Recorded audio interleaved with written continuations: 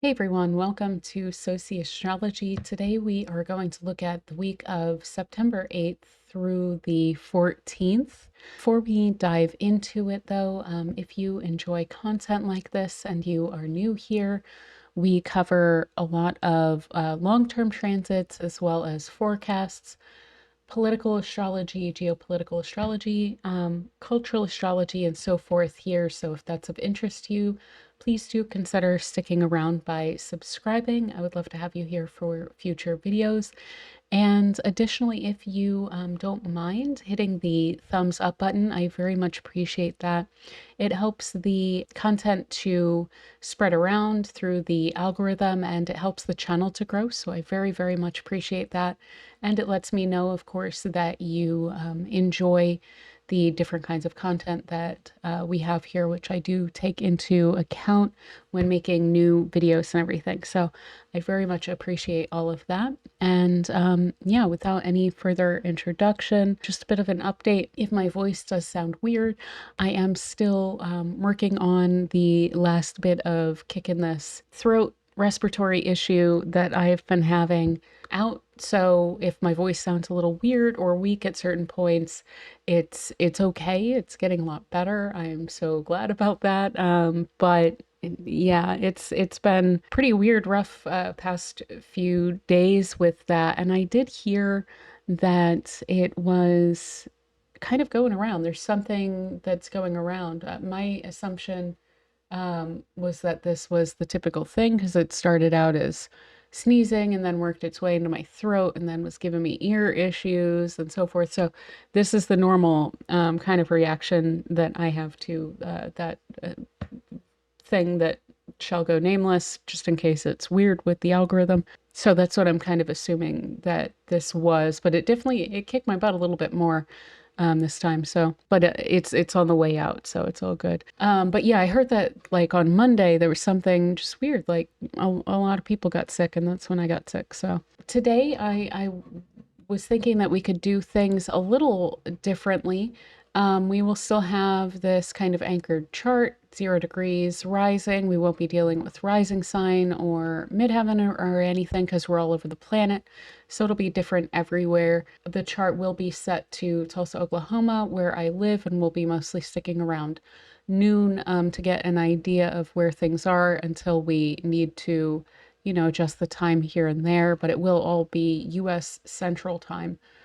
So Chicago time is what we're on here. But additionally, this week, I wanted to bring in some of these minor aspects. So on this channel, I typically have been keeping it to traditional aspects. I do want to kind of point out, I'll go on a little bit of a tangent here about some of my kind of concepts of astrology. I don't think that there are really wrong ways to do it as long as you know what you're doing. I believe that various messages kind of and indications come through the astrology in multiple ways, especially if it is something that is more certain to be a factor than just something that goes by kind of unnoticed in terms of transits and aspects and things like this. So I feel that things come through in multiple ways. So even when it comes to things like sidereal, zodiac, notice that I use tropical. I always use tropical. I'm a Western astrologer just because that's what I was brought up with. And yet I feel like you'll pretty much get a lot of the same gist of the message, regardless of what kind of astrology you practice or what different areas that you personally emphasize.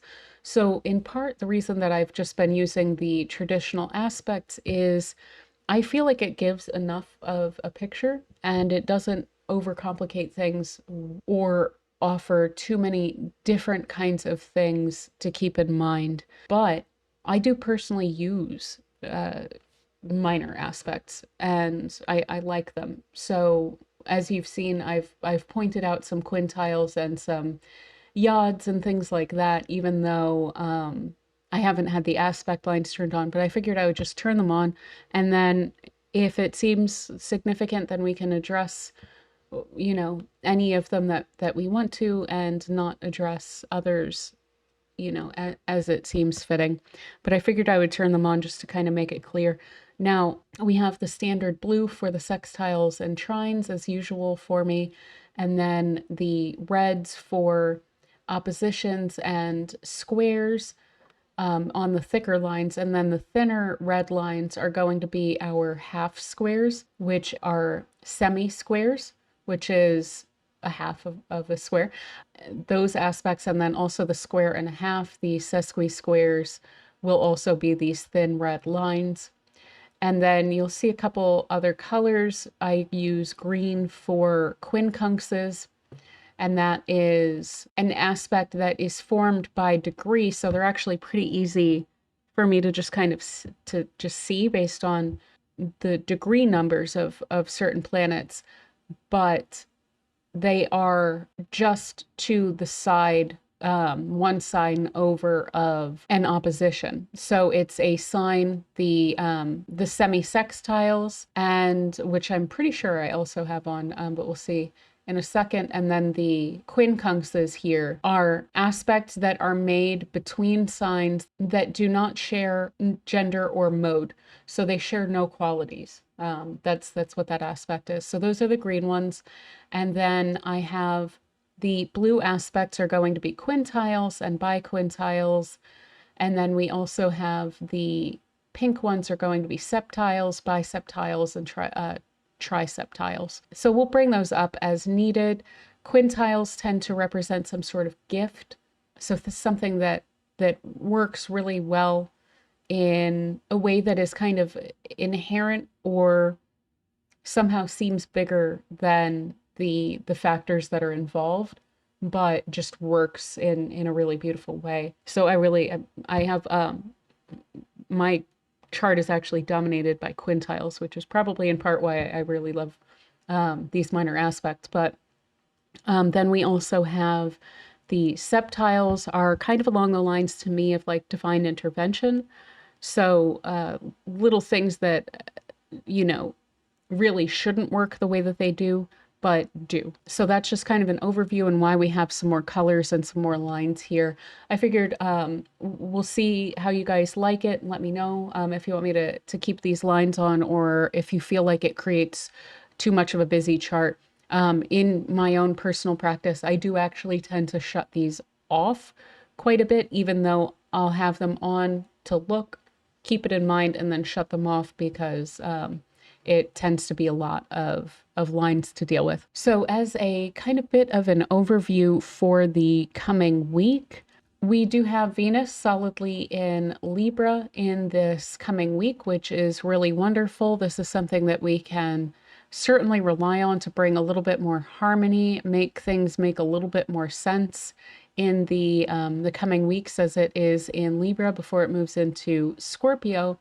It is in its domicile here, so it is a very happy Venus, and Venus is a benefic planet, so this is just basically good all the way around. And of course, especially if you have any Libra placements, then this is going to be transiting those directly, and that is a wonderful thing to have happen. Now, we also have Mercury will be moving into Virgo this week. I'll show you that real quick. Starting the 9th, Mercury will finally be in Virgo again, which is very, very helpful and welcome.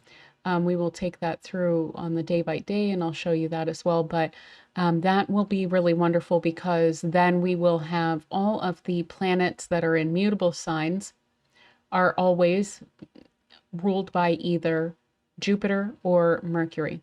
And because we have Jupiter ruled by Mercury right now, because Jupiter is in Gemini, then Mercury disposits all of these planets, and these are pretty significant ones, Jupiter, Saturn, and Neptune, as well as the Sun here.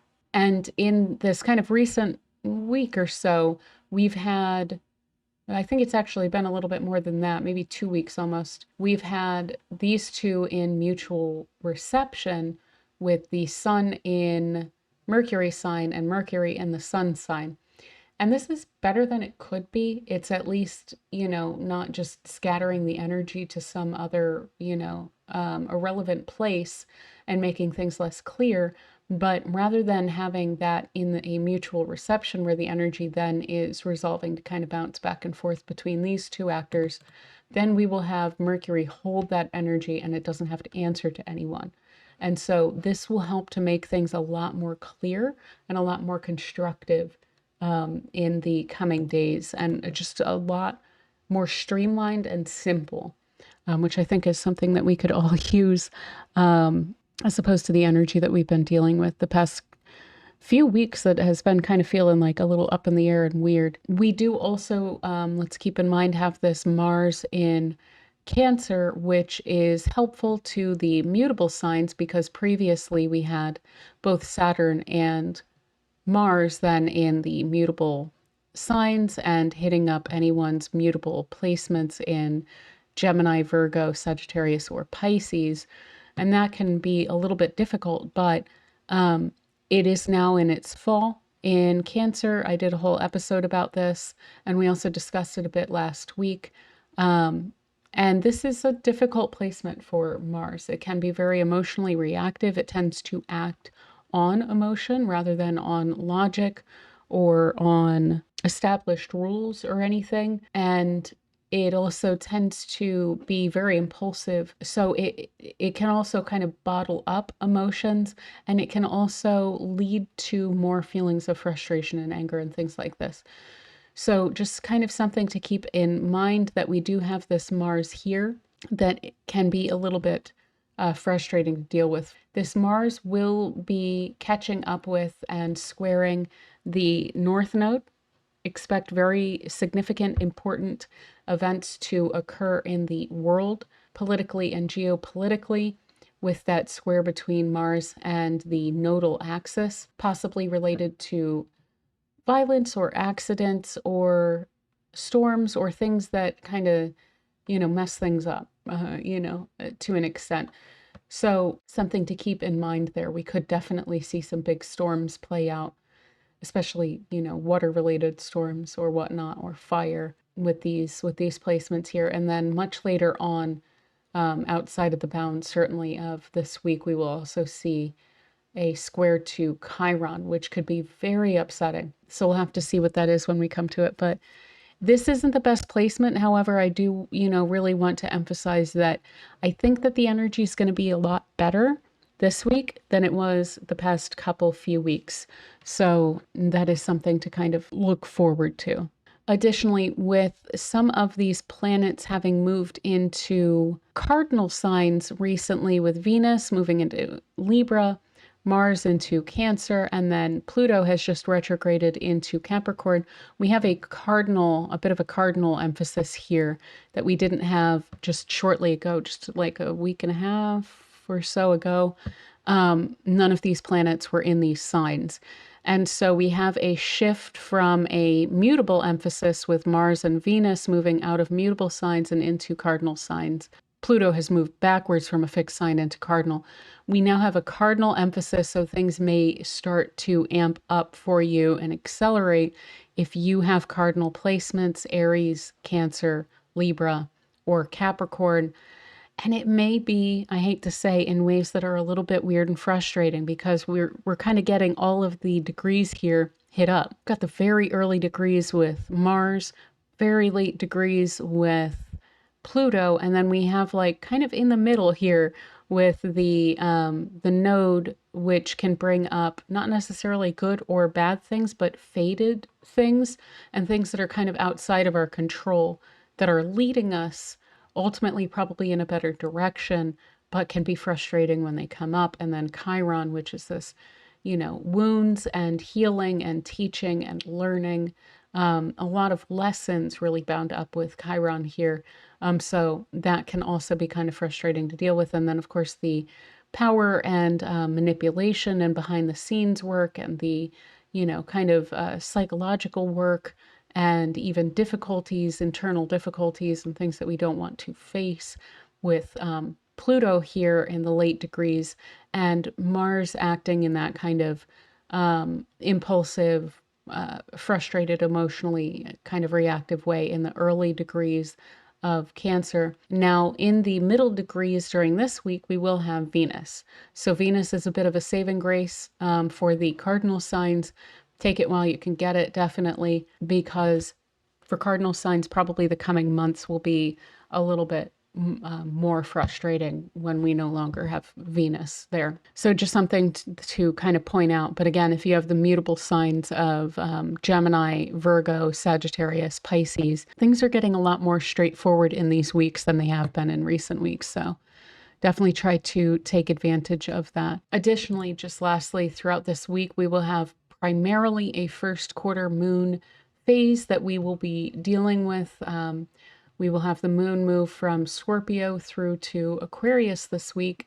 And so a lot of what that is going to bring up, including the exact first quarter moon, will have to do with, compromise and one's place in society and your contributions to things and other people's contributions to things and how those things work together. And in addition to the cardinal emphasis that we now have spurring a lot more action and initiative than we've been feeling in recent weeks when we had the mutable emphasis, which is ruled by Mercury and Jupiter, which are these kind of thoughtful and planning and conceptual, big and small picture, but very picture oriented rather than action oriented, mutable emphasis of recent weeks. So things that you've been planning out, that you've been thinking through in recent weeks with the mutable emphasis, you will probably feel a strong urge this week to start really taking steps toward that, especially with this first quarter moon that also really gives an urge to action. Okay, so with all of that said, let's get into this week, move this forward to September 8th. So just to mention a little bit of the end of last week's reading, some of the waning aspects that we have going on, continuing from the 7th and so forth, we have this waning or separating opposition between the Sun and Saturn is very significant. So we may see us feeling still a little bit more kind of restricted. Do try to continue to kind of focus on the positive because we are moving into that square with Jupiter, between the Sun and Jupiter, which is actually a very positive aspect, even though it's a square. It's between two planets that are both ruled by Mercury currently, will be quite enthusiastic. But during these couple days leading into that, responsibilities are coming into focus. And do notice that we have an aspect pattern that is forming off of this opposition and not just the T-square to Jupiter, which is really asking us to consider whether the things that we're doing and the plans that we have and so forth, the restrictions that we're feeling, and what we generally do to have some sense of control and authority over our lives, whether the way that that's playing out is really sustainable or whether we should make some adjustments around that and so forth. Not only that aspect pattern, but we also have a trine from the moon to Saturn, and we have a sextile from the moon to the sun earlier in the day on the 8th. Now, this offers another kind of outlet to this energy, but we do need to keep in mind that this moon is in Scorpio. For one thing, it's in mutual reception, in a sense, with Mars here, because Mars is in the sign that is ruled by the moon, and the moon is in a sign that is ruled by Mars. So these are trading their energies, much like the sun and Mercury are. Mercury is in a sun-ruled sign, and the sun is in a Mercury-ruled sign. So we have a couple of mutual receptions here. So with this whole kind of setup here, do try to, like I said, try to focus on the positive, but if things are just kind of weird or wonky or whatever, just try to do your best to laugh at those situations, even if sardonically, just keep it at laughter in terms of your responses to things. And one thing that we can get with this that works is creative or somehow substantive expression. That is benefited from this alignment if you allow for yourself to work through any frustration and not take it personally. and not take it as a frustration around your skill or ability. So creative work is definitely favored here.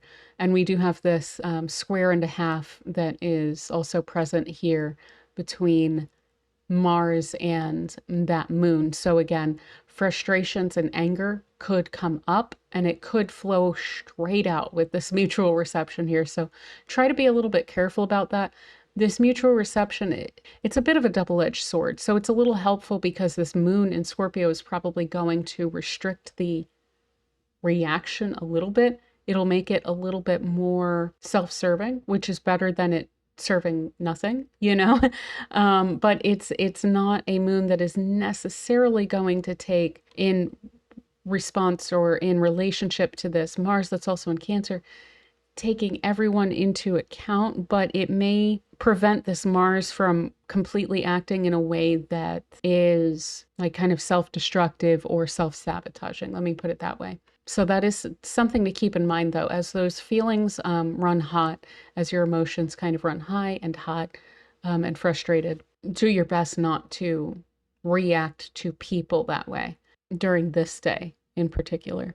Now, additionally, what we had last week, which I remember pointing out, even though I didn't have the quincunxes turned on, it's very apparent here, is that this Mercury in the last degrees of Leo are at the apex of a yod, which is a quote, finger of God aspect pattern, which puts a lot of pressure on the planet that is at the apex to kind of do the bidding in a larger than oneself way to whatever the planets are that are at the base of it.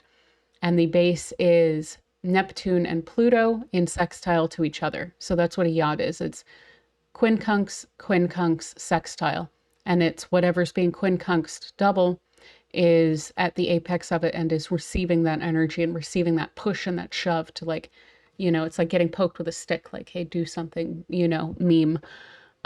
So that is happening from these generational big broad planets that are very influential culturally and politically and socially of Neptune and Pluto. Now, the square or the sextile here between Neptune and Pluto, I actually did my first ever recording on this page here about this aspect because it's very significant, despite the fact that it's been going on for about 80 years now, and we have about another 10 years of this sextile between Neptune and Pluto. So we all have this in our charts, and we will for another 10 years worth of another generation. What this really indicates to me, it can be really beautiful, but it can also really indicate public relations and propaganda and covert operations that are very influential and so forth. And we've seen a lot of that really building up over the past century.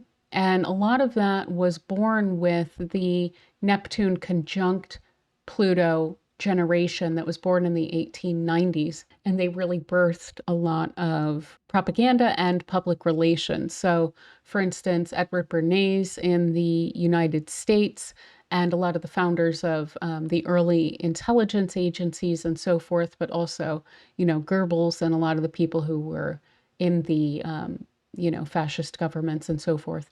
But again, additionally in the allied governments and so forth, have that signature of the conjunction of those two. And then they have really had a huge amount of influence over this whole century of the sextile. So that is creating a yod to this Mercury. And what's weird is, I think I mentioned last week, like there may be something that's kind of weird or like carrying a lot of weight or something that is in the media that requires some level of adjustment or something. And we do also have this square, we have like a completely broad, weird aspect pattern that isn't a real pattern, but I'll just point it out to you. So we have this minor grand trine between the outer planets, Uranus, sextile Neptune, sextile Pluto. Pluto is trine to Uranus. That's going to stick with us for a while. To larger and lesser extents. And then all of them are also in aspect to Pluto because of the fact that it's in these late degrees. The late degrees of every single sign, because of the fact that we have cardinal, mutable, and fixed involved here. They're all going to get hit up when they hit these late degrees. And so we'll see these planets that are aspected by this grouping here that is really all of society, all of this whole like generation of important political and historical and social and cultural developments that are going to be playing out in a hugely significant way in the coming couple decades, really 1 to 2 decades. The planets that move through the degrees which are being aspected by those are going to be doing a lot of heavy lifting. And we did see something a little bit weird, aside from the fact that the Trump sentencing was delayed. And I'm more inclined to attribute that to the square between Mercury and Uranus here because of the fact that Uranus is on Trump's midheaven and it has been acting upon Trump quite a bit, but it's also been acting generally politically. So the first Mercury just went through this area into Virgo, retrograded back into Leo, and now it's going straight again. So it has had forward, back, and forward now that square to Uranus. What we had the first time was Biden dropping out of the race. The second time through, I can't really remember what happened, but this time through, we had the Trump sentencing being delayed. So very important developments in terms of the political situation and the election continuing to come through this Uranus and its connections to Mercury, certainly. But one thing that I saw play out, and then when I looked at this yacht again, I was like, oh yeah. So this morning, the first article that I read, and keep in mind that this quincunx started on the 7th when I'm recording this. So we have this 2 degrees off from a quincunx, which is close enough for me. We had a story come out, I think it was published directly in the Financial Times, which is interesting because we have this Pluto in Capricorn, which represents the oligarchy, but Pluto to me also represents those covert operatives and intelligence agencies and so forth. And then their influence on society to me is this Neptune that it is sextile to. So there's been this common thread where there's been this influence on our culture from them that has been done with a relative ease. And yeah, I think I just mentioned that the first video was over that. So we have that playing out in this yod formation to Mercury, which in mundane astrology is going to represent communications and the media in particular. And we have this playing out much more directly in an uncomfortable way, the quincunx being this kind of awkward angle where there's no correlation between the signs that are in aspect to each other, or, according to the ancients, quote, not in aspect to each other. And that's what quincunx is, an inconjunct. So we have that weird, awkward relationship that it doesn't usually play out the way that it does with the CIA and MI6 today just published a joint statement, which they don't usually do directly to the public.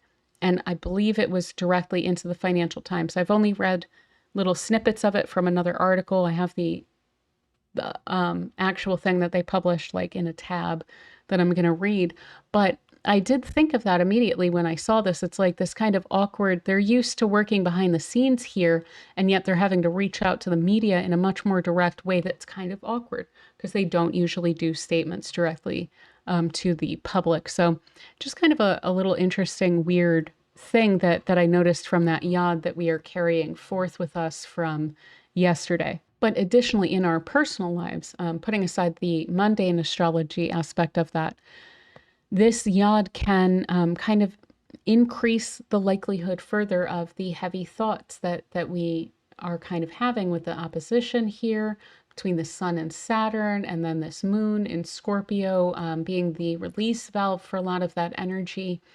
And these kind of big questions that we have coming up here, as well as this Mars in Cancer kind of ruminating on things in connection to that moon too. So there's also a risk of misunderstanding or just quote, not getting something, not being on the same page in a way that is pretty significant and may make it apparent to you that you don't fit in with a specific, say, group of people that you have been around, whether it be a work group of people or social group of people or anything like that, something that's larger than you that you've been kind of trying to fit into. I think it's becoming pretty apparent, maybe certain areas where that is not the case, where it just doesn't work and it's not aligning.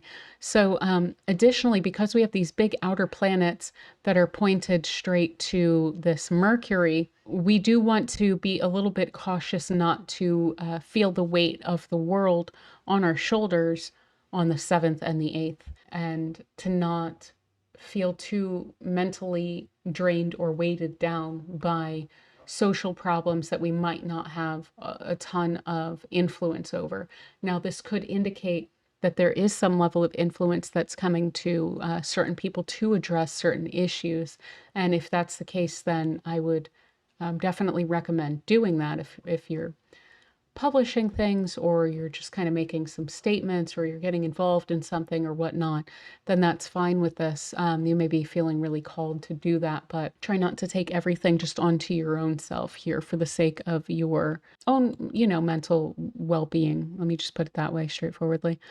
So we do also throughout this time have this square building up between the Sun and Jupiter. This is going to be building throughout to the 12th. And there is a dynamic energy here with this square between the will to do things, and enthusiasm to do things. So this could be oriented toward communicative or intellectual pursuits because these are both in Mercury ruled signs. And we should really enjoy this aspect here. Again, mutable squares and oppositions, a little easier, I think, to deal with than the corresponding hard aspects between fixed or cardinal signs. There's a little bit more give and take with the mutable signs.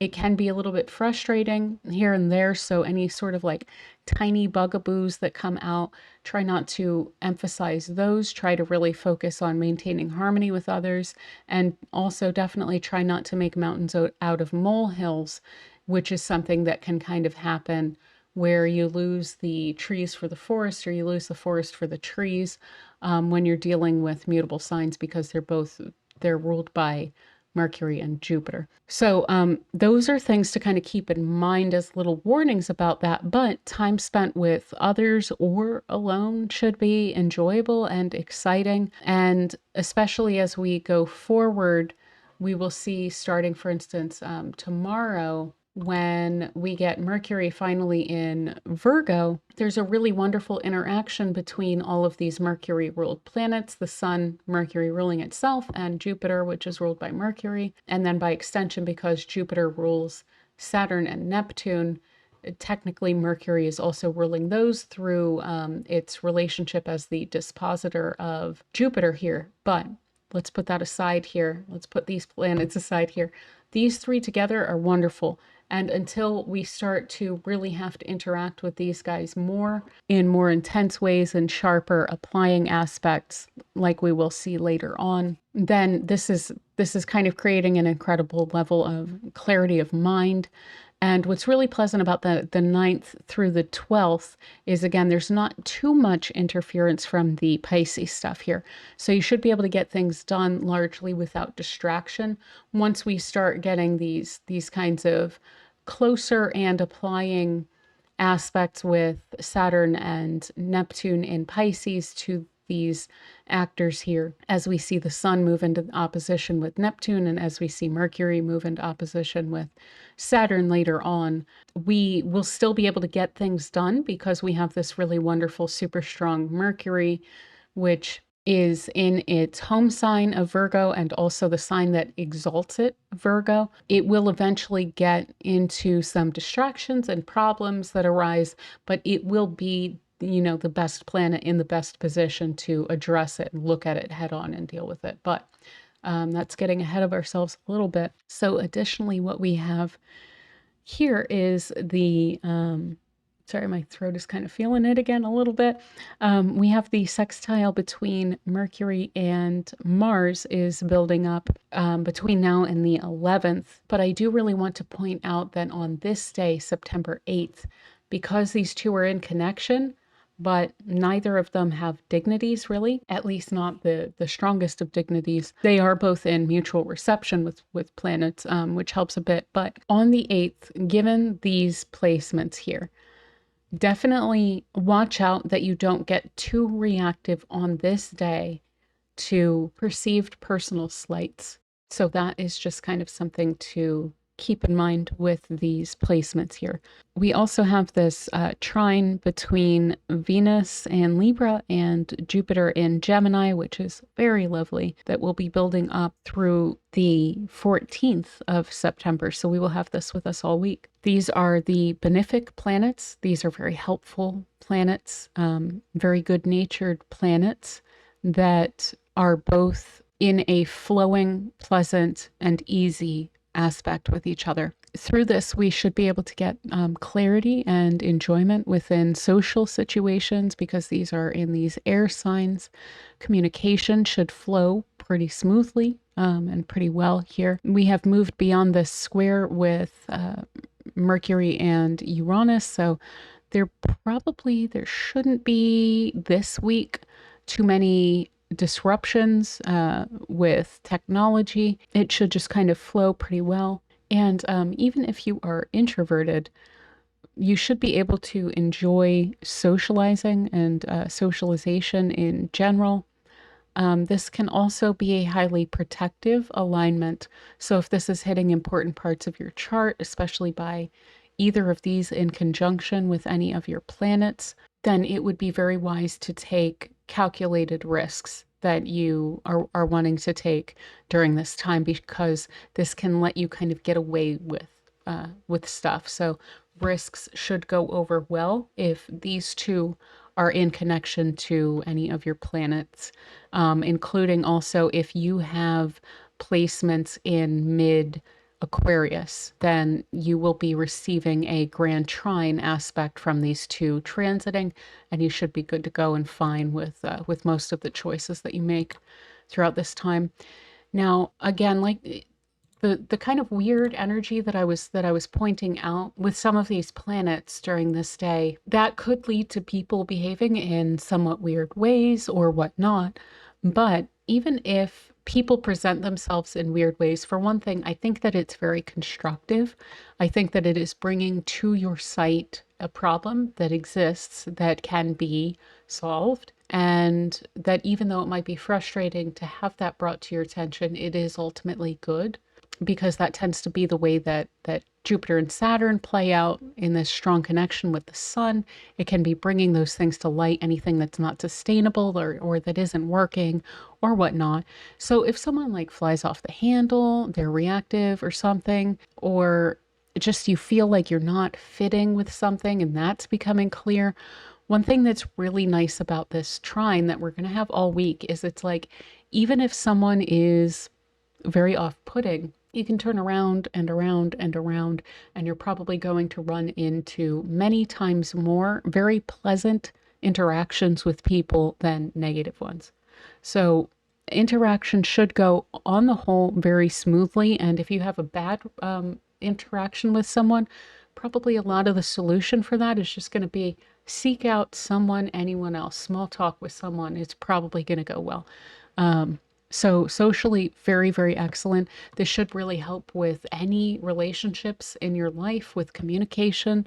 Within those, things should just be really flowing smoothly and enjoyably. So any issues that you've also been putting off that are becoming very apparent, you should be able to resolve those. If there's any salvaging the situation, it should actually be quite easy, especially starting the 9th. But we will also have this available to us all week in general. So speaking of the 9th, let's just go ahead and hop right ahead here. Let's actually make sure, I think we looked at any sort of relevant aspects here. It looks to me, because what we have here is these, we have a pattern that's interesting of septiles and quintiles coming off of Pluto and Saturn here, which represents authority and power. They are reaching out to Uranus, the moon, Mars, and Venus here. So there's probably some level in which those who are in power and authority are effectively communicating with people. This is kind of actually bringing into mind that interesting CIA MI6 thing. People that may go over well. People may kind of maybe even be a little bit pleased to get some kind of word that's a little bit more direct and overt rather than dealing with just the manipulations. But there is manipulation that can be had here because of the gift of kind of smoothing things over socially, and this kind of restricted or hidden or kind of behind the scenes action that is built within that. So there's probably more that's intended than is completely apparent, with any sort of communications or anything coming from authority figures, but it seems to be going well for them during this day. So let's take this forward. Also, probably in any sort of planning behind the scenes of any action, it's probably going well, but let's take this forward. So on the 9th, we have a lot of the same building aspects, the sextile here between Mercury and Mars that we have discussed, and we'll get into the fact that Mercury has just very wonderfully changed signs here. And then the square between the Sun and Jupiter is getting closer. The trine between Venus and Jupiter is getting closer. And notice that we have the moon is in late Scorpio and moving into Sagittarius today. So this will get triggered by all of these outer planets. As I mentioned, everything in late degrees, everything or everywhere that it is, will always get hit up by that. And that's part of the reason why we have such momentous decades coming up, is that this is always going to be the case. Every time the moon changes signs, there's some sort of impact, just continually feeding into society from all of these planets all at once, all working together. And it'll also happen with all of the other planets as they go around too, into the late degrees now, and then they will move into new signs and the degrees will shift, but we'll point that out later. So again, we have this moon is moving from Scorpio into Sagittarius. And what's interesting about this moon is, again, I feel like it's kind of a rather irrational moon. It's kind of susceptible to bad information and mood swings as well as manipulation. And the reason that I say that is that it's connected, as I've already laid out. This is a wonderful aspect. The sextile between Pluto and Neptune can bring a lot of questioning of power and reimagining power and blah, blah, blah. But to me, it is also very influential in a very manipulative way.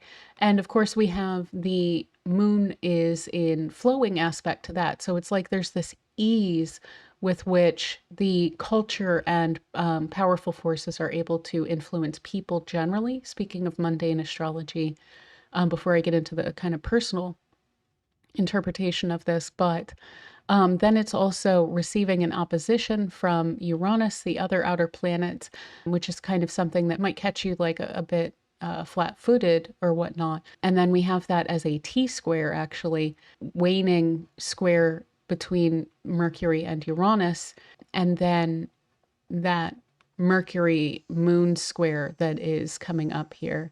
I hope you can't hear the cicadas outside, but they're being very loud right now. And it is such a beautiful day in Oklahoma today. I absolutely have to have my doors open. So yeah, this square here is potentially bad information or interpreting something in an incorrect way. And so with all of this here, it just seems to me like, plodding along, going along, and maybe receiving some really not great, in terms of not necessarily accurate perceptions of things. And I think that a lot of that is coming from the outside. So just a good day to try not to be gullible, generally speaking. And then also to maintain harmony with things, because notice that we have this square has Venus at the midpoint. So Venus is kind of communicating with both Mercury and the moon here, and it's emphasizing in Virgo, in Libra here, harmony. Bring this together harmoniously. If someone comes at you in a weird way or whatnot, try not to react. With these two here, try to really contain yourself and exercise a huge amount of self-control that you may be feeling like you're almost pulling from sources outside of you. Try to control that and maintain the harmony. For some reason, that is very important during this day as well, to maintain that harmony. Now, with Mercury finally in Virgo, I'm so excited about this. Again, in its domicile, in its exaltation, as strong as Mercury can be. During these days, when it is in this sextile aspect to Mars, it's going to be helping Mars a lot because Mars is in its fall, because it doesn't really like to be here. Mercury is helping it out and making it a little bit more rational. So this can help Mars to make better decisions, to be less reactive, more reasonable. And this is going to carry through the 11th. And it should also make, kind of along the lines of what I was saying earlier, make problems apparent and accessible. And so it could be a major blessing in disguise with these two, where a problem could arise that maybe you've been trying not to see or tried to sweep under the rug, or, you know, you've almost been kind of trying to will it into not being. It could become very apparent because of the fact that Mercury is very clear-headed here, and it can see all of these aspects indicate typically areas where the planet can see. It can see this Mars, and it can see what trouble it's dealing with, so it can address those issues effectively. So that's what's really nice about that aspect there. And of course, we still have the trine building between Venus and Jupiter here. And I do want to point out that's what's weird about the quincunxes, is that traditionally speaking, quincunxes and semi-sextiles where you're 30 degrees apart, these were considered to be areas that the planet could not see. And that's why they are both referred to as inconjuncts. It's inconjunct meaning no aspect, so no sight upon something. So that's why those aspects are a little weird and why they require adjustment and so forth. Now, let's move on to September 10th. So we have this grand cross forming on this day, notice. So Sun, Moon, Jupiter, Saturn, very significant.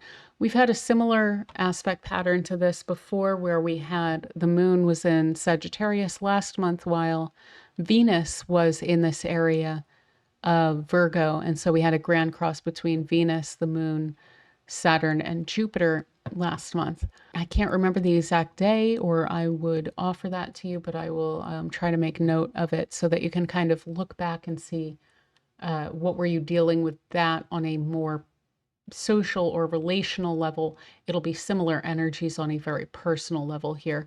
So this is adjustments that are needing to be made and changes that are needing to be made on a personal level, and having the wherewithal to do that, and a little bit even again of kind of enthusiasm here, because of the fact that we have all of these planets in this whole grand cross, plus Neptune, plus Mercury, are all ruled by Mercury here, that's in this great position.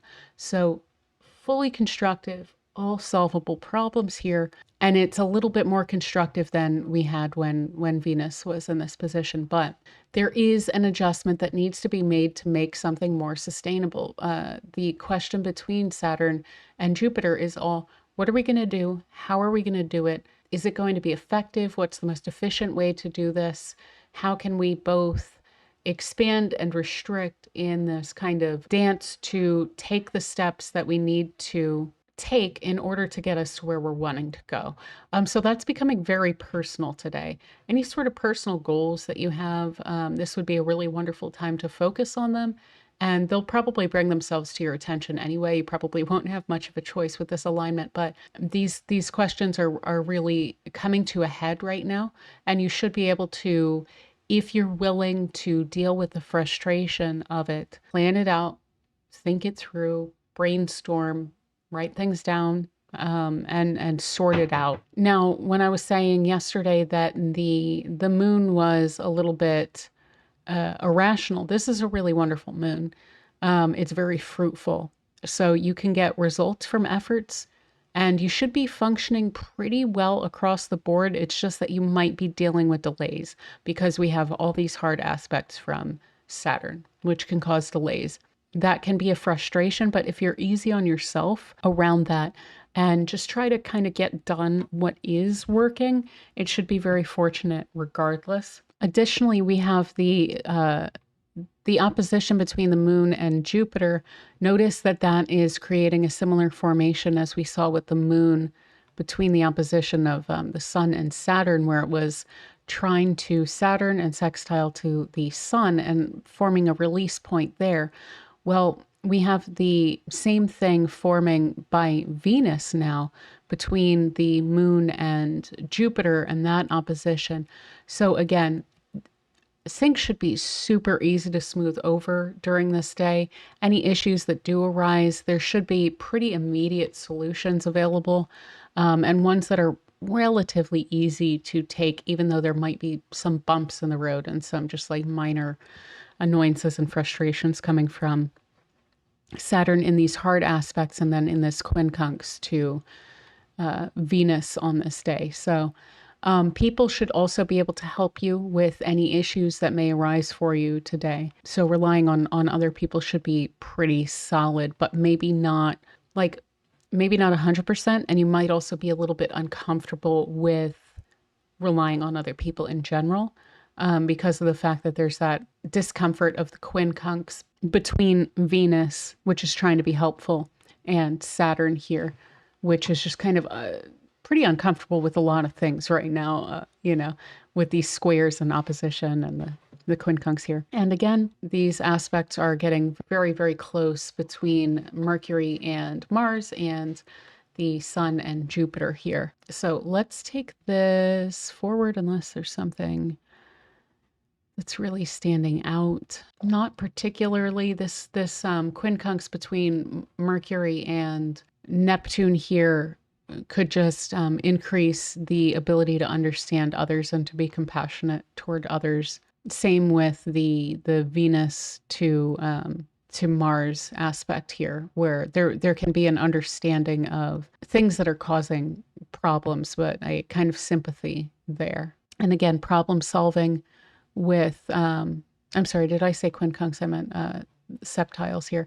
A kind of understanding here between Mercury and Jupiter with this quintile here. So there should also be a bit of an understanding between Mercury and Jupiter here around any sort of solutions with the quintile that is between them as well. So the 11th of September, we have, again, that Sun square Jupiter is getting very close. That will perfect tomorrow. Today is perfecting the Mercury sextile Mars a little bit later in the day here. I'll show you that so we can see kind of approximately when that is going to be. Very late in the evening. There we go. 11 p.m. on the nose Central U.S. time. So let's take this back to noon. Just do all the clicks. So yeah, around 11 p.m., these two are perfecting that sextile, and it's a lot of the same. Mercury is just really helping this Mars out throughout this time. So this Mars should be a little bit less problematic as long as it is in that aspect with Mercury here. And we have the moon in Sagittarius throughout this day. It'll start to move toward Capricorn, and this will form a square aspect to Neptune. So this could be a very distractible moon, and it is kind of liable to enjoy or get lost in big picture concerns. So this would be a great day to watch a movie or something, because that could be a decent outlet for this. These are both Jupiter ruled planets, and they're both very dreamy.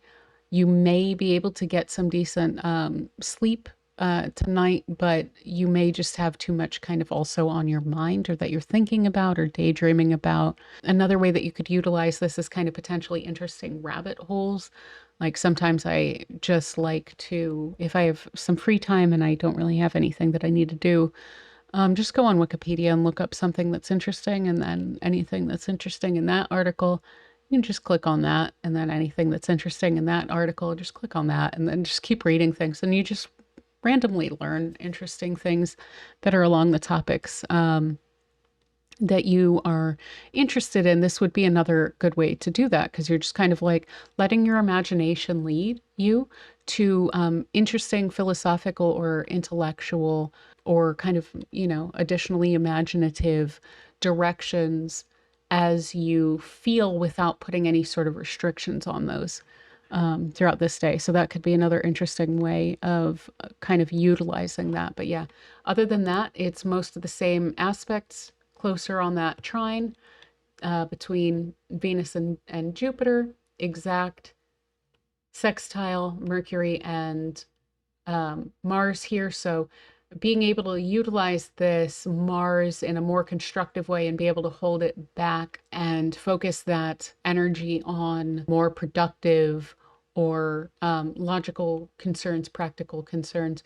We do have an aspect pattern here. So let's look at this. So we have this septile between Pluto and Mars, and they're biseptile to Venus. So this can be manipulative. There's certainly some power dynamic here between these two that is leaning on this Venus here. Now, there is a bit of a protective energy with the septiles, because this is considered kind of like a divine aspect where it's a little bit otherworldly. It's not just necessarily the origin of the energy, is not necessarily the person that's acting it out, is the consideration with these. And so there may be someone really showing their true colors, and in a way that will probably be handled very well, but could be very helpful to know. Let me put it that way. And then in terms of any sort of intimate relationships, this should be helpful with connecting in that way, let's say. But also notice that with that square between the moon and Neptune that I was pointing out, we have also a septile to Mercury from Neptune, and we have a septile from, actually, I think these are biseptiles. I'm terrible at noting the difference of these based on their sizes, because they're kind of awkward sizes as it is. But between the moon and Uranus here as well. So we have, you may find, for instance, let's say you're rabbit holing or you're watching a movie or something, just to kind of let your imagination run wild without putting restraints on it. What this would indicate to me, the connection with Mercury and Uranus in an imaginative fold where there's some sort of otherworldly influence there, is you may be led to an idea or a person or a field or just some bit of information that's really helpful to you going forward, a sign, a synchronicity.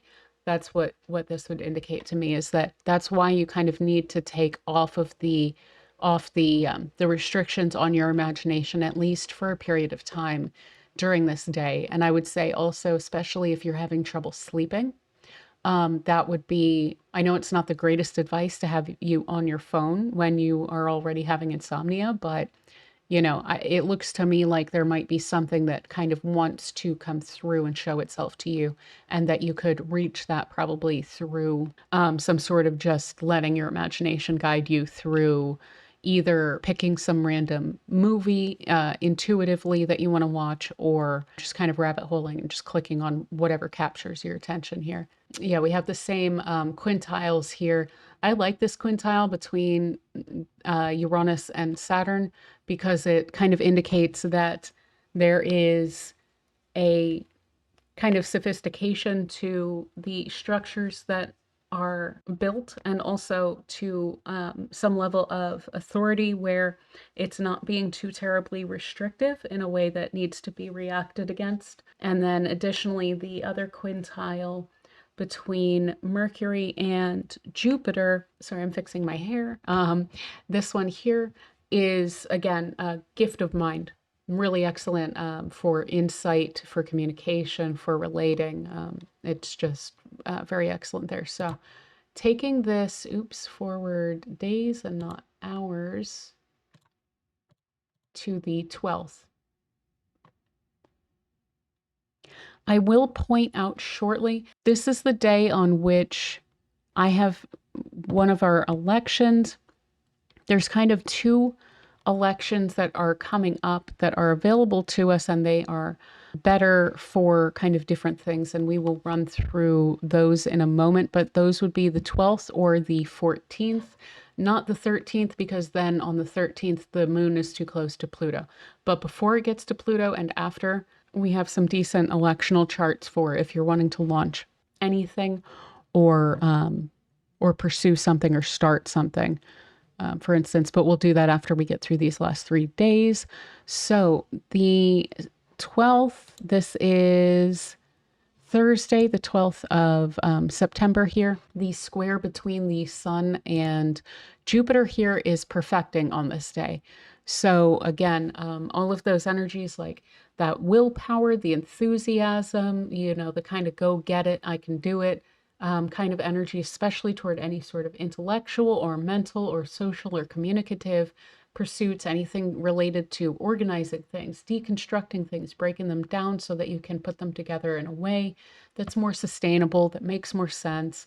Any sort of logical problems that you're trying to solve, or any sort of reasoning that you're trying to do with someone, that can come through, and it would be heightened the most on this day.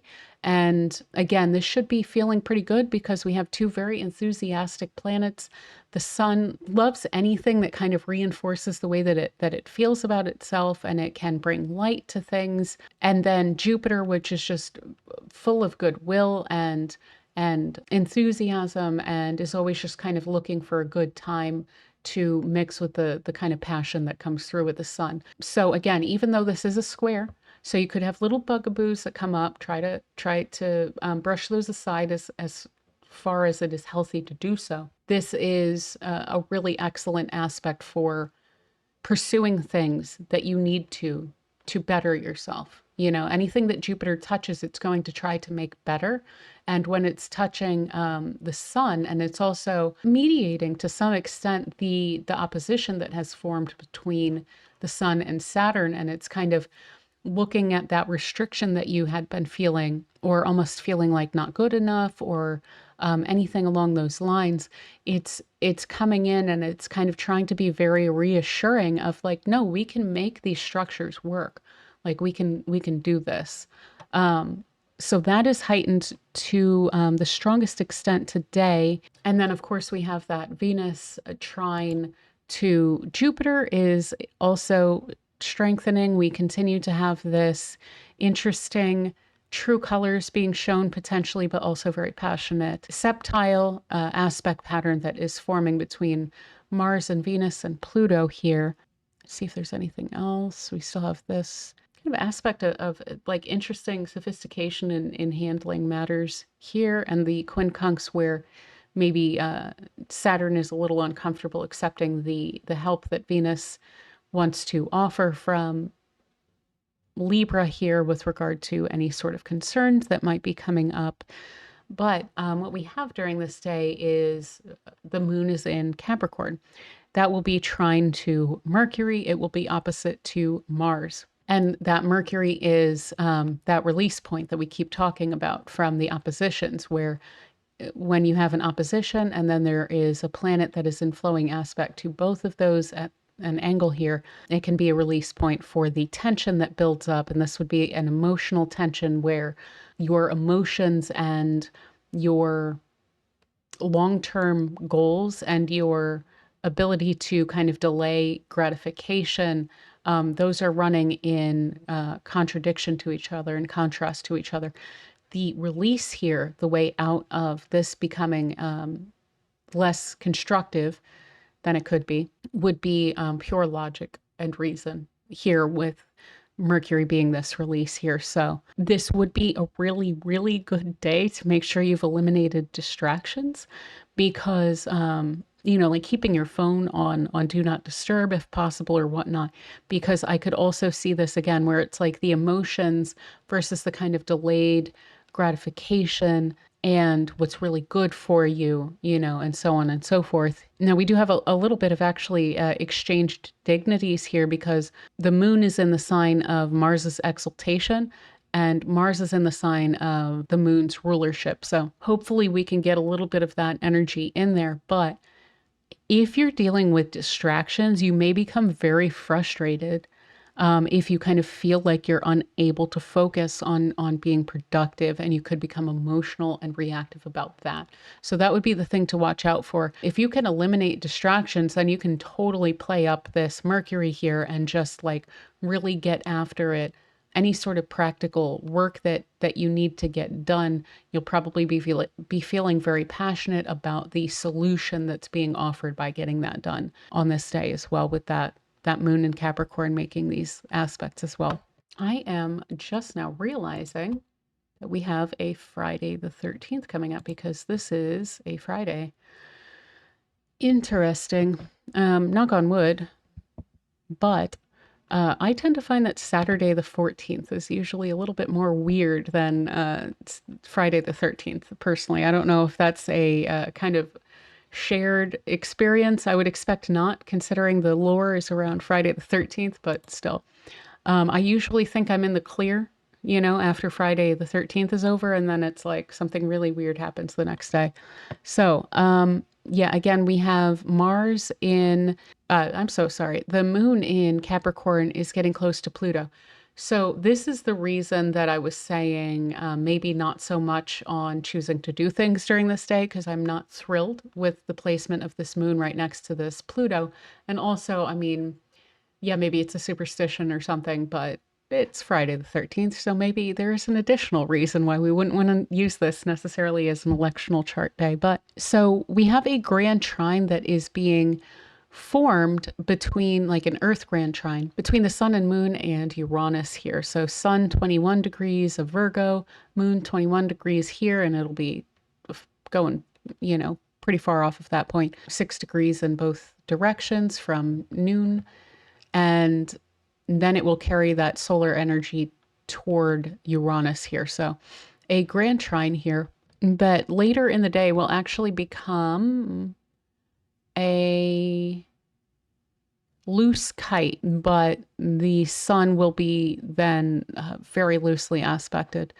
So eventually Neptune will get a little bit more involved in this too. But this is a good day for novel activities, for getting outside, getting into nature, especially considering this is an Earth grand trine. That could be very enjoyable. Brainstorming or conversing could lead to really wonderful insights that are kind of like game changers here, because this Uranus is really able to act when it is in this flowing aspect to the sun and the moon. So this Uranus doesn't really have a whole lot of brakes put on it.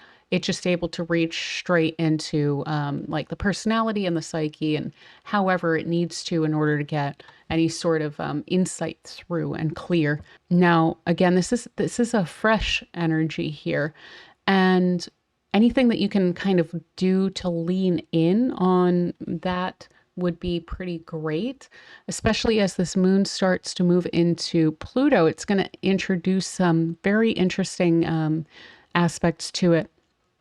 So going along the lines of some fresh energy, new things, again, like sprucing things up, self-care, especially any sort of psychoanalysis of yourself that you can do, or conversations around that you can get into that can bring some really solid insights, discussing new topics with people. So the regular stuff that you discuss with people, maybe try to go into different topics. Again, brainstorming a new project or idea, either alone or with people. I would maybe try to write things down to make it a little bit more concrete, considering we're dealing with earth signs here, but also purging would be really great. This is a really wonderful time for purging, especially as this moon kind of gets closer to this Pluto here. One kind of interesting thing that I'm also kind of noticing, I'll just throw this out there, is with these planets all in these really late degrees throughout this really extended period of time, we're going to have very few void of course moons.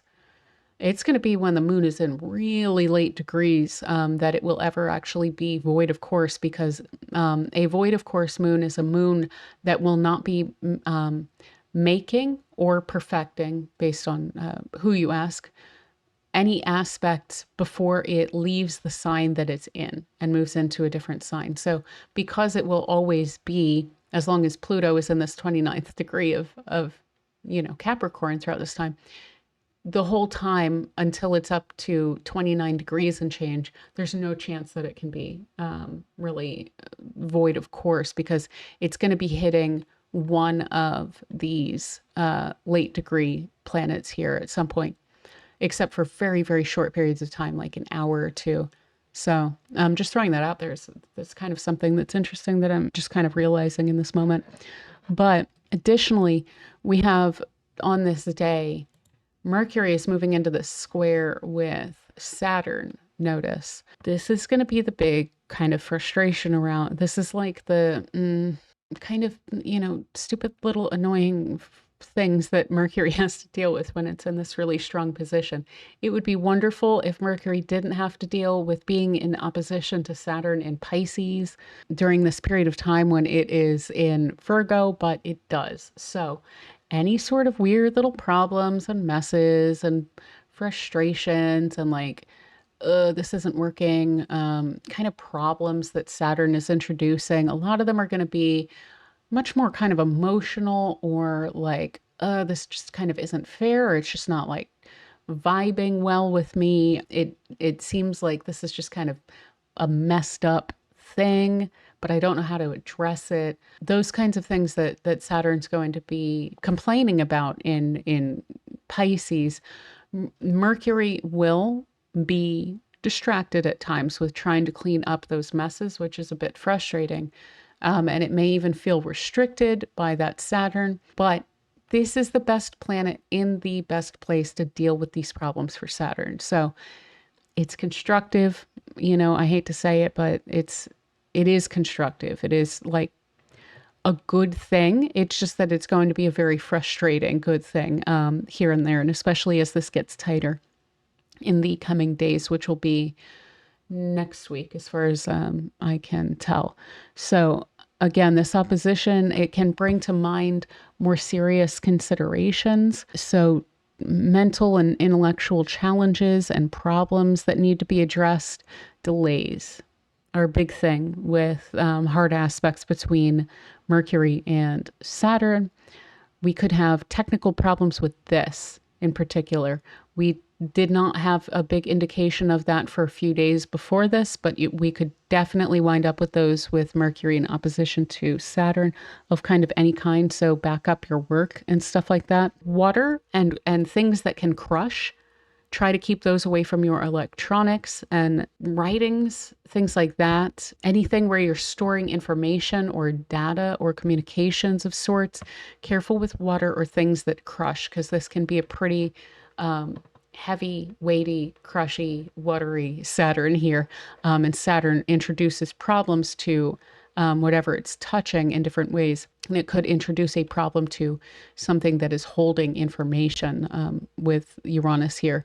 So again, communication problems, obstinance. You may feel like you're just running into a wall when you're trying to communicate with someone. Irrational problems because of the fact that the Saturn is in Pisces here. It's like, yeah, we're trying to figure out the details of things. We're trying to solve problems. And then maybe the Saturn is just like, I don't want to deal with it, which isn't very rational, but it may want to kind of just, can we just sweep this under the rug for right now and not deal with it? The answer to that is no. And Saturn's going to have to deal with that. And Mercury is a good helper for that anyway. So try not to run from problems, because this is, again, it's a good thing. This is problems being able to be solved. So if you wait until after this aspect wears off, then there can be a lot less of a problem-solving kind of energy to it. So again, flight delays, potentially falls or failures, technical failures or something, because we have this Pisces stuff ruled by Jupiter. Jupiter's ruled by Mercury. Mercury is travel, Jupiter's travel. So there could be definite issues along those lines. Shipping delays, potentially breakdowns, infrastructure breakdowns, especially like bridges, roadways, railways, things where commerce and transportation and commuting and communicating and things like that are transiting. We could have issues with that. So, especially due to issues of age with Saturn involved, things breaking down or crumbling due to age or size, with the connection here also with Jupiter, which is also ruled by Mercury. Things could be too big and could kind of collapse under their own weight, and things like that. So just kind of things to keep in mind. Again, it's not all bad. Mercury's going to go pretty far to solving a lot of the problems here, but it's just that, wouldn't it be nice if we just had Mercury here and it didn't have to solve all these problems? You know, that's my annoyance anyway. But yeah, so that's most of what we have on the 13th. On the 14th, we still have that aspect, of course, is going to be building up for a while. We have the moon is moving into Aquarius on this day, and it's going to be unaspected in terms of major aspects pretty much all day. As far as I remember, let's run ahead to 11 p.m. real quick. Yeah, there's still nothing. And then probably in the very early morning, let's see here. Yeah, it's moving out of this kite that I mentioned at midnight, and then it's not making any more aspects that I'm aware of. Run this through real quick. Yeah, nothing of these are all separating. So it'll be unaspected.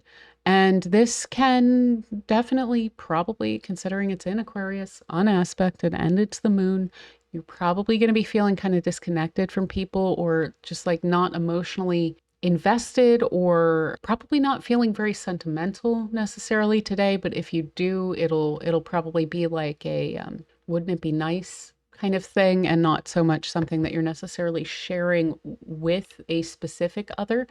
Now, that doesn't mean that our relationships will suffer at all with that. We still have this very, very strong Venus trine to Jupiter. And in the next day, which is actually running into next week, let me show you, we have that grand trine that I mentioned, which is beautiful, between the moon and Venus and Jupiter. I mean, that's just maximally excellent. It's just good feelings all around. Very, very, very good vibes, very clear, great at communicating, great at socializing, great at being graceful, and even at technical tasks and things like this. It's just, that's really, really wonderful. But that's for next week. So today on the 14th, unaspected moon, that Venus trine to Jupiter, getting very close, very lovely, still very, very helpful with relationships and things like this. But we have a kite that's forming from the sun now, because of the fact that the sun is starting to, and we'll see this again grow more next week, as you'll see. Get that like that so that you can really see it. 14th. So we're starting that now, because the sun is starting to come into orb of aspect to Pluto by trine, to Uranus by trine, and to Neptune by opposition. And then, of course, these are all in aspect with each other too. So this is a kite formation, opposite trine, trine, trine, and sorry, my mouse is being weird. Sextile, sextile. So we have this kite that's forming, and it's going to really be asking us, what are you being called on to do socially, really, on a personal level? So some will be kind of called on during this time to contribute to causes larger than themselves. It might not be obvious that this is what you are doing, but you're having a pretty big impact, and you may feel, again, like called to contribute to something.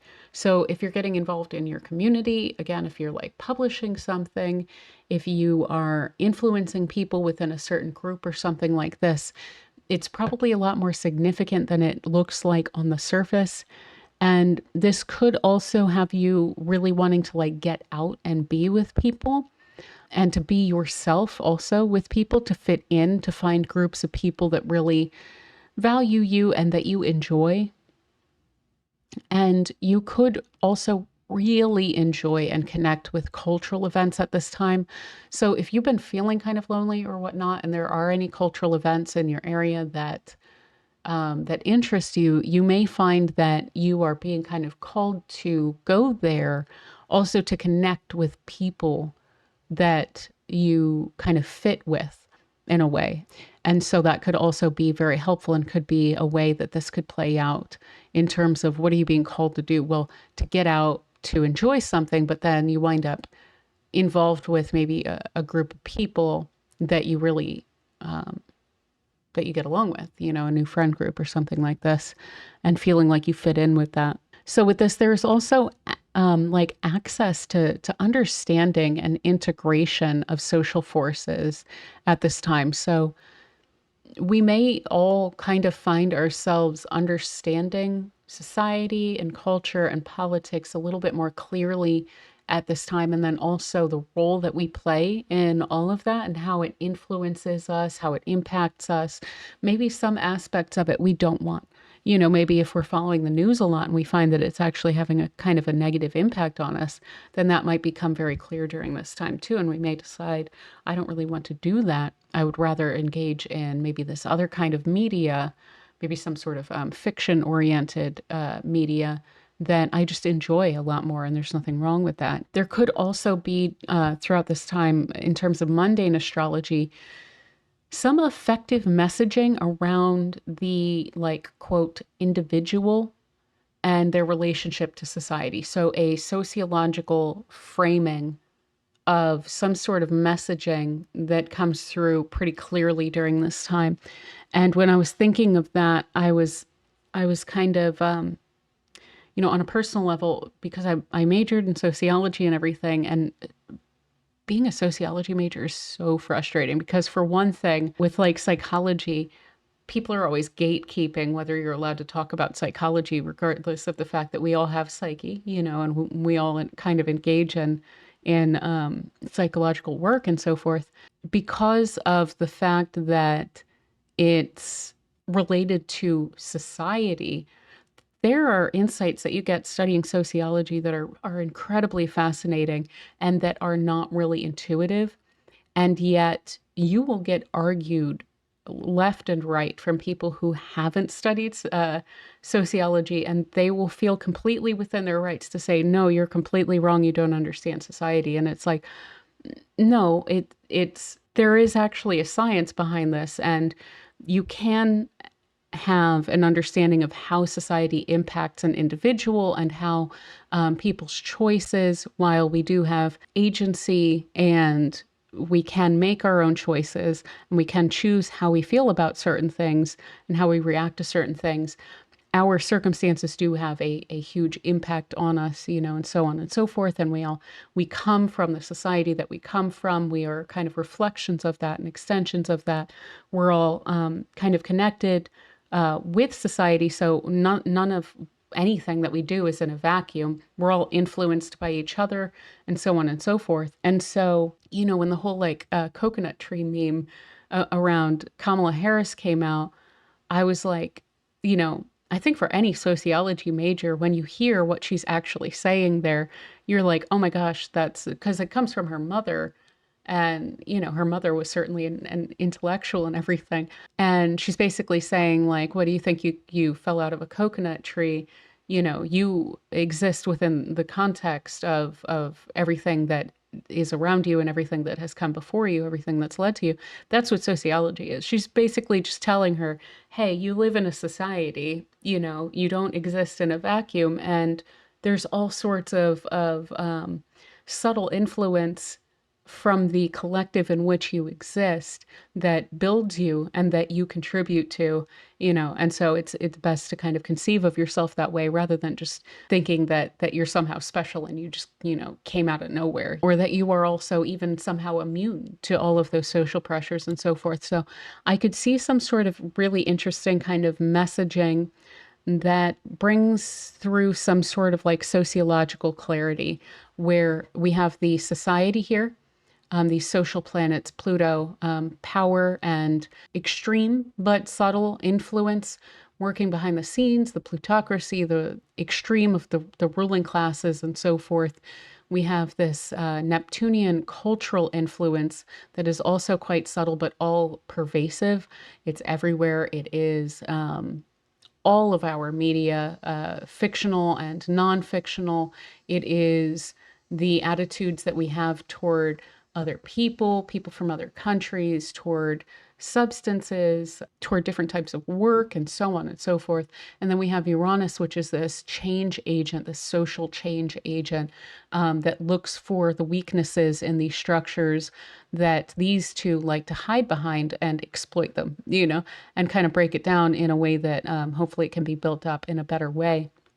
And this is also a very like revolutionary and force, as well as a kind of reformist force within society. So the fact that all of these are acting upon the sun, and that the sun is interacting with those, the sun being individuality, individuation, kind of how you see yourself and how you portray yourself on a global level, because we're all going to be dealing with this transit.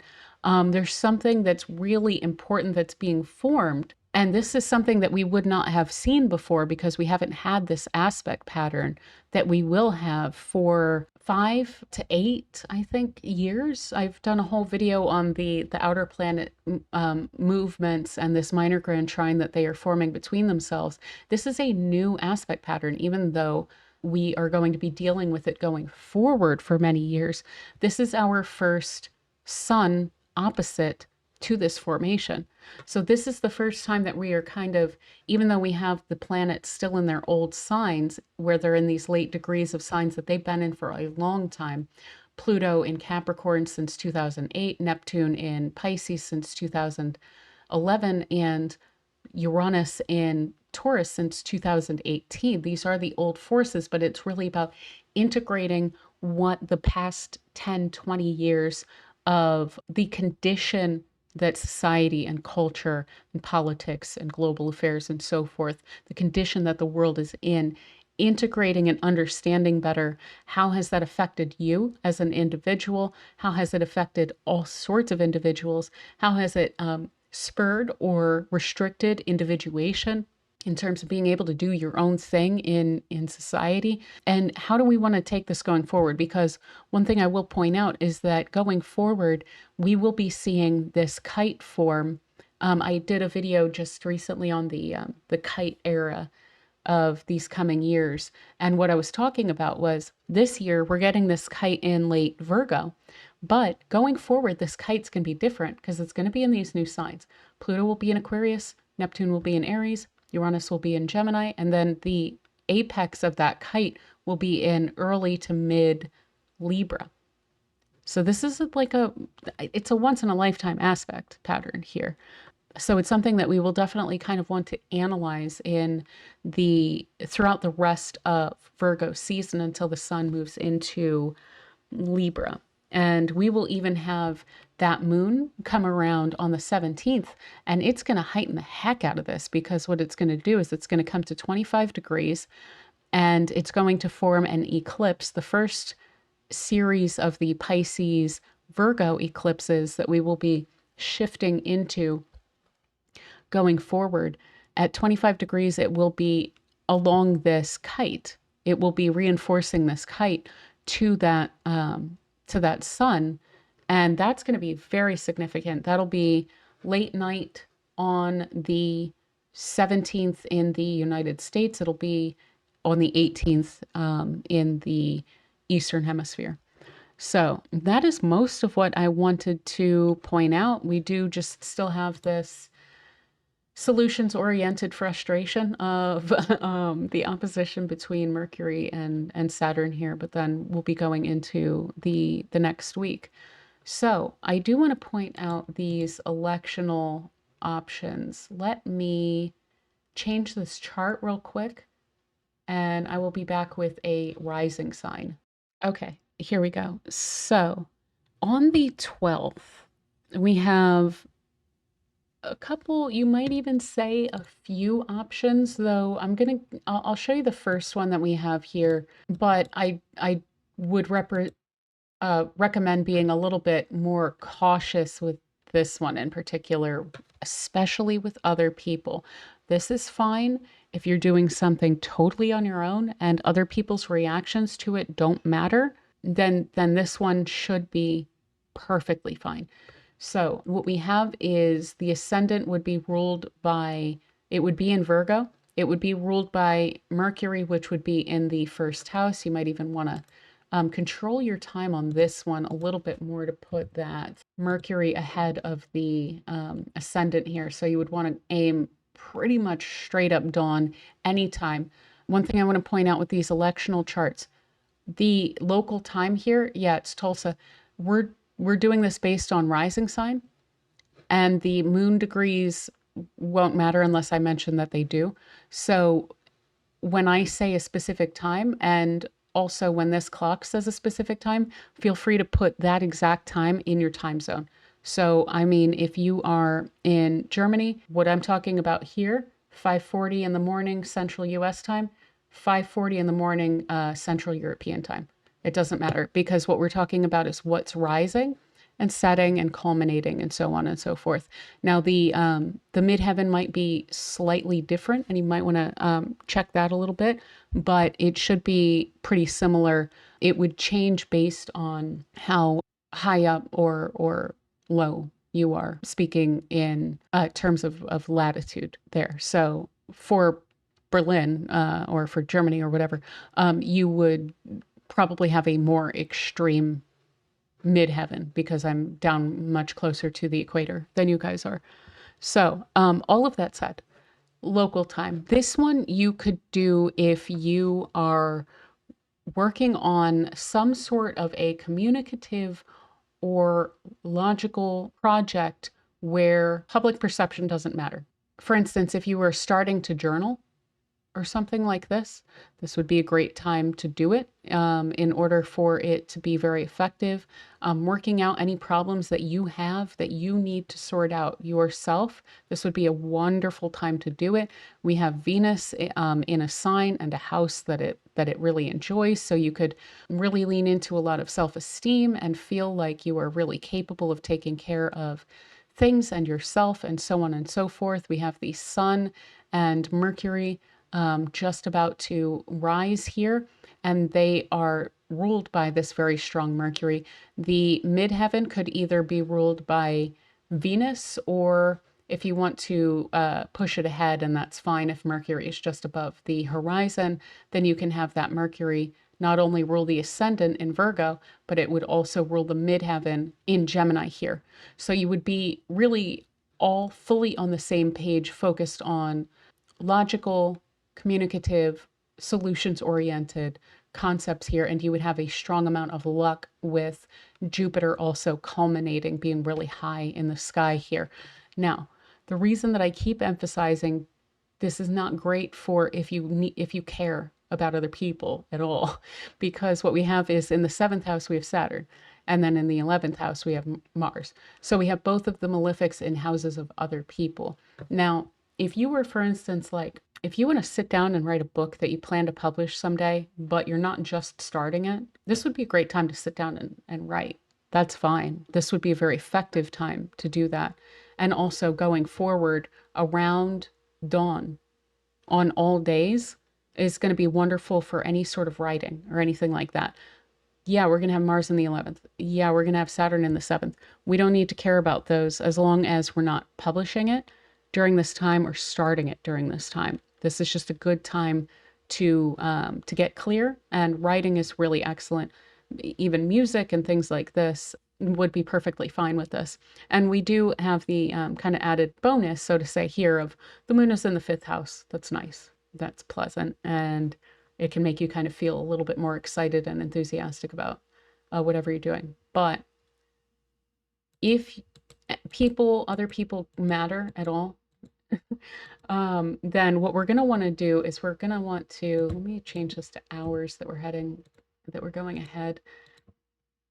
We're going to turn this to Saturn, not Saturn, Sagittarius rising. And the reason that we're doing this is we are now burying Saturn in the fourth. So this is not great for housing projects and things like this, anything to do with trying to address things with your family or with your home. This isn't for that, but this is actually really wonderful for other people. And it gets even better for other people in the second iteration of this one that I have. So this one's going to be around 1 p.m. to 1:45 p.m. local time. And Sagittarius will be rising. We'll have early Sagittarius rising. And what we're doing here is we are making Jupiter the chart ruler. Jupiter's in detriment, but it's okay. It's angular and its ruler is in its own sign. And its ruler is ruling the midheaven and the sun and the seventh house. So this is a very, very, very strong Mercury here. This is wonderful for creative projects, for collaborative projects, for communications, anything like that. Really excellent for that, except where it concerns family or home. Let me just put it that way, because we want to avoid this Saturn here. Also, contracts or whatever with other people could potentially be an issue with Mars in the 8th. So maybe not signing things with other people, but working with them should be fine. But ultimately, we are kind of burying that Mars a little bit in a succedent house, so that it's not the most important thing as long as you're not signing contracts or whatnot. Now, that's most of that there. We do have the North Node in the fifth house. That's also pretty decent and okay. We've buried this Uranus in the sixth house a little bit. It could be a little disruptive to some of the little details and the finishing things up, but this should be a really excellent time to work on things with other people. Now, if you want to make it even like a little bit less personally, really, really strong, like personal clarity as the utmost focus, we're not going to lose either the clarity, the personal clarity, or the social with either of these, but just depending on your emphasis. Personal clarity around 1 to 1:45. If you really want to emphasize great relations, then what we're going to aim for is 1:45 to about 3 p.m. This is going to be a later Sagittarius rising, but what we're going to do is move that midheaven. I'll finish this thought and then I'll go on the tangent that I was about to. We're going to move that midheaven from Virgo, ruled by Mercury, to Libra, ruled by Venus.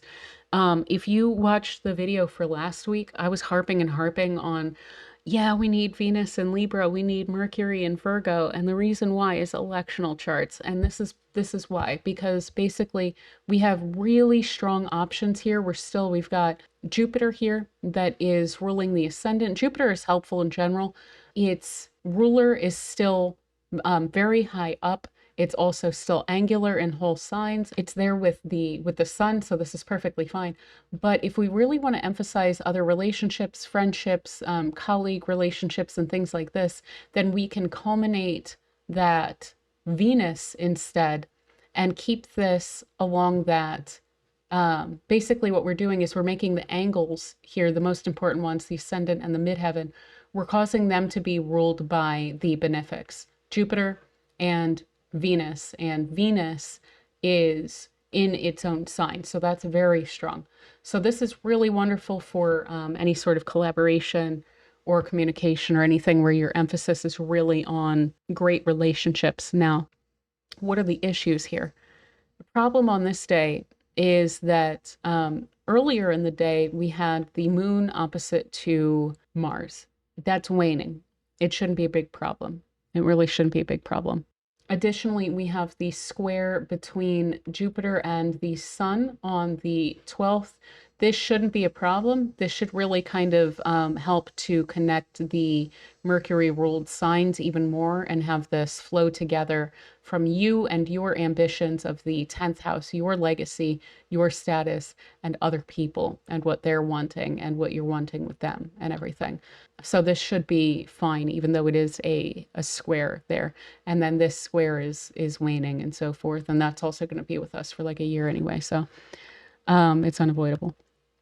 Now, we could also, as I mentioned, push this forward beyond. Remember, the reason that we're not using the 13th is because then the moon goes from this little okay area of Capricorn that's 20 degrees off from Pluto to, it goes to Pluto, you know, and we don't quite want that.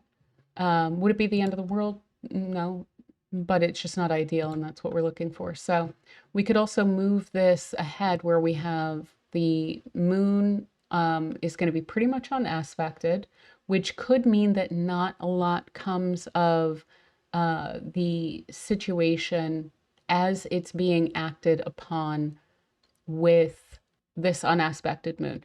This moon is going to make all sorts of aspects as it moves along in the sign. It's not void of course, but what it is it's not reaching out to a lot of other things. So it could be a situation where there's just not a lot of impact from what you're doing if we have this unaspected moon in this election. So let's jump backward here. Again, we're looking at 1 p.m. to 1:45 because things haven't shifted that much. We're looking at the same period of time, and we're doing the same thing. We have that early Sag. Jupiter is ruling that. Jupiter is ruled by Mercury. It's angular. Mercury is angular. It's ruling the midheaven. So this is great for communications and leading yourself where you're wanting to go in terms of your public standing and your legacy and your status and your career and so forth. Things are going well with other people. We have this even stronger now trine between Venus and Jupiter that I actually forgot to mention about this day is we have this trine, and that's one thing that we're utilizing with these charts is 7th house to 11th house. Trine between Venus and Jupiter, astounding, wonderful for relationships in terms of any sort of electional thing or even just as a transit. So a lot of the same energies, but we can also additionally then take this. This is also a little bit like communication, things like that could be pretty okay. We have the moon in the 3rd house, though I'm not thrilled that it's not making aspects while we have Sagittarius here. So they need to go forward hours.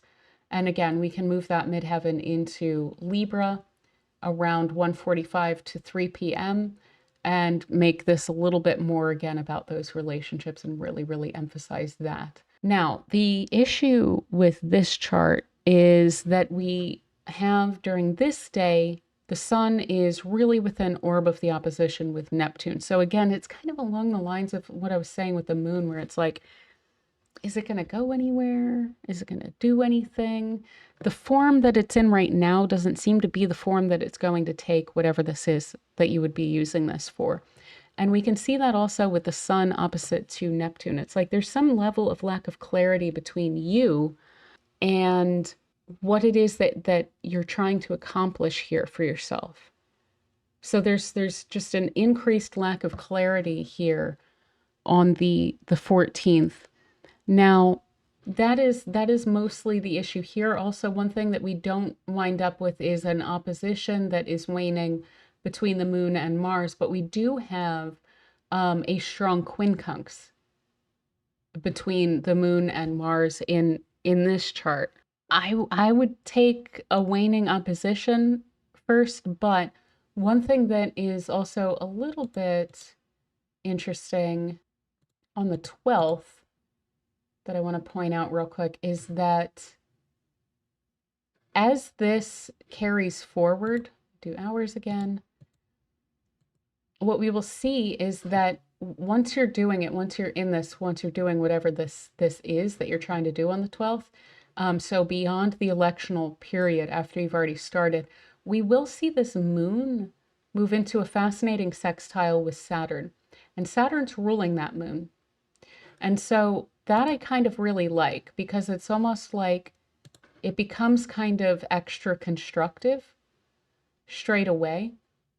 And I kind of like that there. We also have this very constructive aspect pattern that immediately starts to form between the moon and Saturn and Venus here. So moon square to Venus, Venus quincunx to Saturn, and Saturn sextile to the moon. When we have these blue, green, red triangles here, these are very, very great for learning. So I feel like on the 12th, it's going to be a little bit more constructive. And on the 14th, it might feel a little bit more idyllic, but there's a missing piece there. So take what you will from all of that. There's just some really wonderful elections coming up. Also, as a nice little anchor, personally, when I am dealing with a situation like this, where we've got, you know, Jupiter in Gemini, and then we've got Mercury in Virgo, I'm always going to be looking at dawn and saying, all purpose, you know what? I'm probably not going to go terribly wrong, with doing something during that time. But even better if you aim for the early afternoon, because then you'll get a better reception from whatever you're doing. When you move that ascendant to Sagittarius, put the Jupiter in the seventh and put these planets up top. So yeah, I think that is mostly what I have for this week. It looks like a pretty good, decent, solid week here. There's just minor frustrations, very good vibes for the very, very strong most part. More clarity than we've had in recent weeks, and a real desire to enjoy it with others, as well as a lot of potential energy for organizing things, sorting things out, creative projects, communication, things like that. So it should be pretty solid. Oh, one thing, we could have something interesting with money markets come up when we have that opposition between Mercury and Saturn, like potential falls. That might be something that we want to look to a little bit more as that's building. But nothing terrible to be scared of. That would be a temporary thing. But I am not a financial advisor, and better to, I guess, buy low and sell high from what I logically understand. But there might be something funky going on with the markets when we get that aspect going, which I'll mention more next week, but just something to keep in mind. So, yeah, if you enjoyed this video, please do give it a thumbs up if you don't mind. That, again, it really helps me out with the algorithm, and it causes YouTube to advertise the video and the channel to more people, so it helps the channel to grow.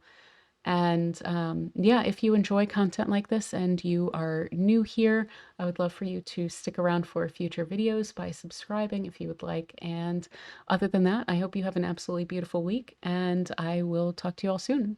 Be good. Bye.